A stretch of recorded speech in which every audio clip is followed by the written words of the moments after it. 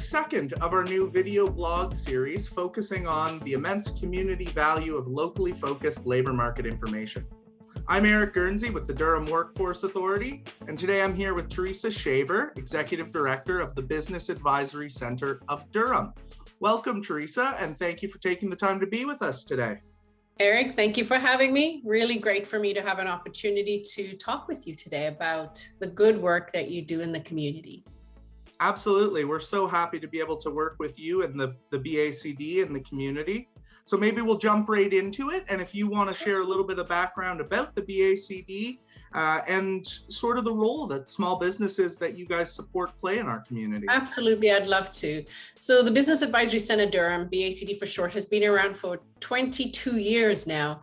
And we are an integral part of people who are wanting to start and grow their business in the Durham region. So we help them with gaining skills, knowledge, tools, resources, grant funding, entrepreneurial, educational programming so that they can run a successful business. The training, the mentoring, and the funding that they get really helps them get started on the right path to success. And I think, that's the important part. When you have learned what you need to know about running a small business, then you know better and you can do better. And so when our businesses can be successful, they make money. And when they make money, they spend money locally, they support local businesses, and that money goes back into the community and makes a wealthy community, right? And so we all want to live in those good, wealthy communities. And so supporting our local businesses and helping them is really what's important. So we work with businesses that are in that 1 to 5 year mark for the most part. That's 80% of our customers. And we're open to all sectors of business. The only sector we don't serve is anybody making a technology product or software. And so we serve everybody else apart from that. And we work and have a lot of local relationships, just like you. We work closely with chambers of commerce, boards of trade, BIAs, networking organizations, because we are part of that entrepreneurial support system in our region, and really here to foster economic growth for our businesses. Thanks, wow, long answer. Yeah, 22 years. That's quite a long time. It is.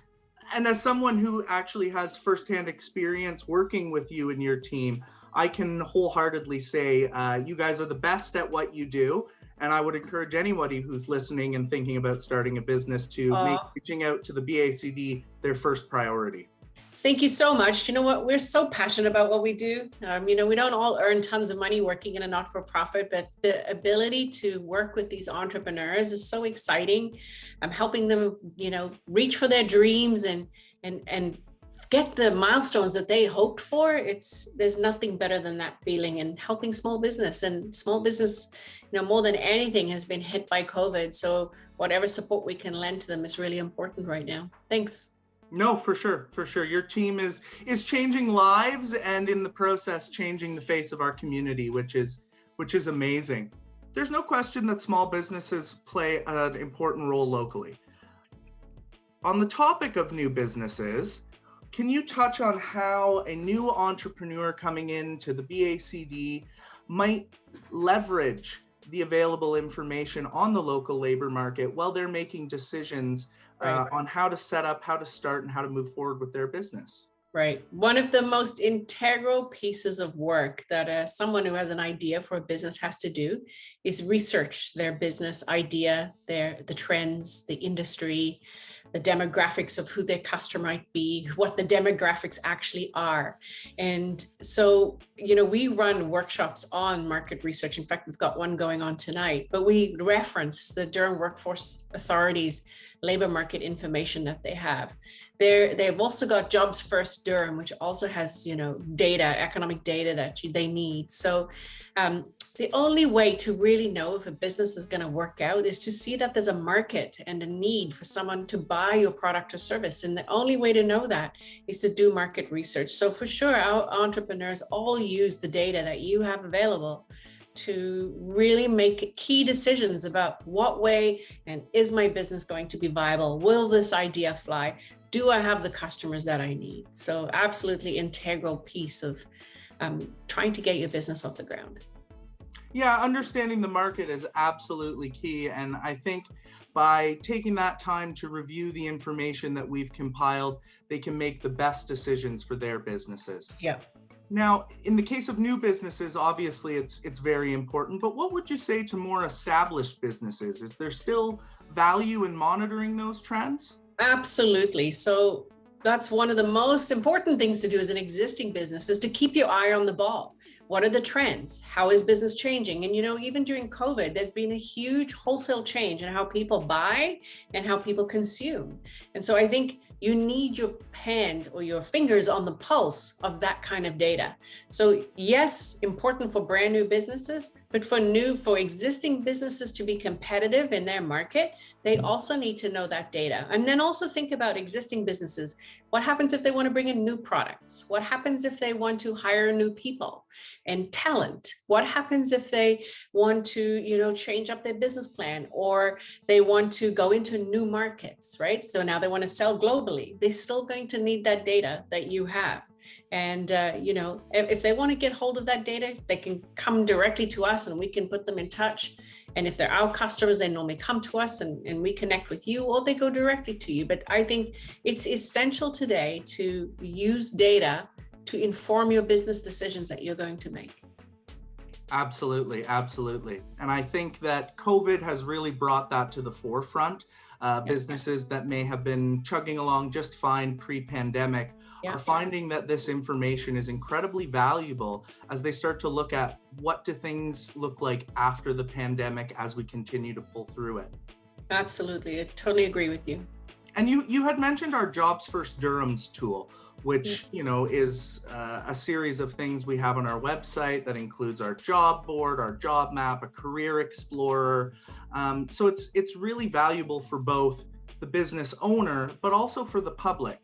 If they're seeking to find someone to fill a particular role, to look at what skills are available in our area, definitely really appreciate you referencing our Jobs First Durham tool. Well, as you know, and you might know this, it's been in the news a lot. It's the Great Resignation. And then there's a lot of change in how employees are wanting to work going forward. The future of work is changing. We have not had a change like this in the last 100 years. So there's a huge, huge shift happening. And for employers is really to be able to keep employees. They're not the same as they used to be. Every business has to up the ante, has to have a good culture, has to have something that makes an employee attractive to them. So, even in Durham, so for a long time, I was in the staffing industry myself.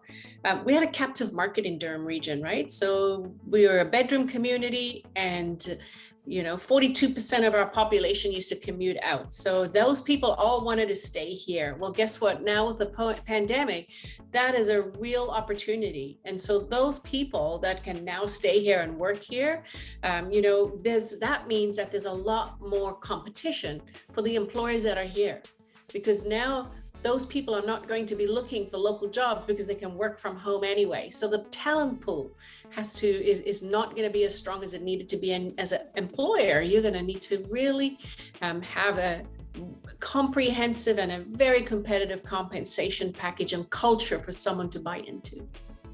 Absolutely. Recruitment challenges and particularly retention challenges as we're moving forward are something that we're hearing a lot from businesses in Durham region, that it's a struggle, and it's something that the information that we make available allows them to make decisions for their business that allow them to succeed in the future. So Agreed. Pretty excited about that.